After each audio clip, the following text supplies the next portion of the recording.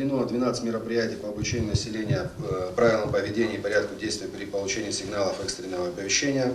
В непростом 2023 году от слаженных и скоординированных действий всех экстренных служб зависело многое. Основные усилия были направлены на предупреждение чрезвычайных ситуаций. За неполные 12 месяцев уходящего года проделана колоссальная работа. Только пожарно-спасательными подразделениями совершено более 2339 выездов. Из них на тушение пожаров 335. На дорожно-транспортные происшествия 29, взрыв бытового газа 7. Спасены жизни больше 70 человек.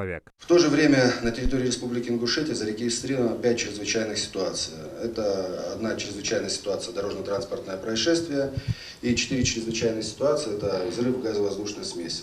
В результате этих чрезвычайных ситуаций пострадали 25 человек, из них 6 погибли, в том числе и 2 детей. Органы управления РСЧС Ингушетии реагировали на 6 социально значимых происшествий, в результате которых пострадали 17 человек, погибли 7, из них 3 детей. Одно из самых крупных ДТП в этом году произошло в середине февраля на ФАТ-Кавказ с участием рейсового автобуса, следовавшего по маршруту Краснодар-Махачкала. Пострадали 15 человек, 1 погиб. Так, в рассматриваемом периоде зарегистрировано 173 дорожно-транспортных происшествий, в аналогичном периоде 199, отмечается снижение на 13%, в результате которых погибло 64 человека, в аналогичном периоде 49, увеличение на 30%, и получили ранения 288 человек, в аналогичный период прошлого года 304 человека, незначительное снижение на 5,2%.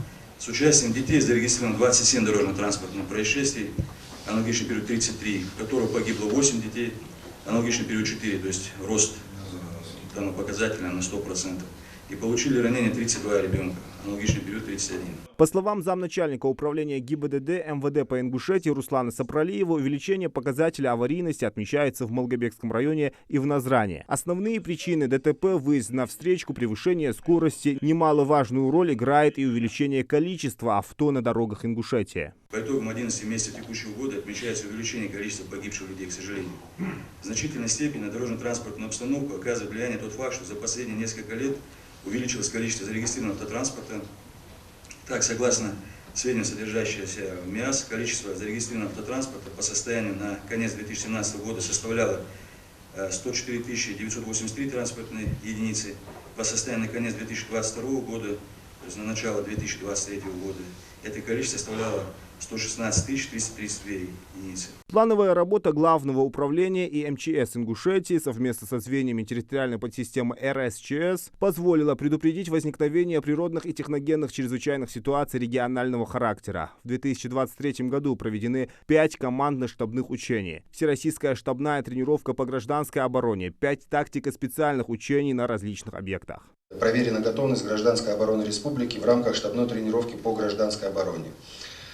МЧС Республики Ингушетия совместно с Главным управлением МЧС России по Республике Ингушетия и органами местного самоуправления проведена инвентаризация заглубленных помещений для укрытия населения, утвержден и согласован реестр заглубленных помещений Республики Ингушетия. С начала 2023 года наблюдается снижение количества пожаров на 9,5%. Показатель достигнут благодаря регулярно проводимой профилактической работе с населением, а также введенному на территории республики особому противопожарному режиму. МЧС России активно участвует в международной чрезвычайной помощи и размещению беженцев из пострадавших зон. Проведены мероприятия по встрече и размещению в пункте временного размещения граждан Донецкой и Луганской народных республик, Запорожской области, Херсонской области, а также граждан из зоны Палестино-израильского конфликта.